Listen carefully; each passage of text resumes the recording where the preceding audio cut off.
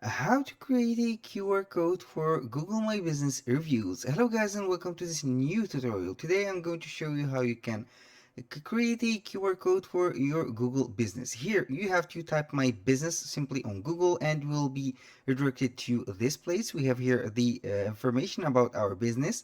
All you have to do is to click on the three dots right here. Then you click on your business profiles. Then it will show up the dashboard of the business. I'm going to click manage all multiples businesses. Here it will show up the businesses. All you have to do is to select the business, then you click on the right button of the mouse on the business, then copy the link. You go ahead to QR code generator right here, and then this is the website. You type here type the link that you have, then you will be good to go. And this is the QR code. You can go ahead and customize it as much as you want. For example, we can put this scam me. Here we have this frame. We have also this frame.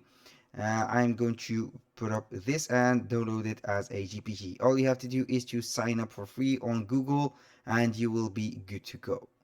That was all for today's video. Thank you guys for watching. I hope that you have enjoyed and see you in the next one.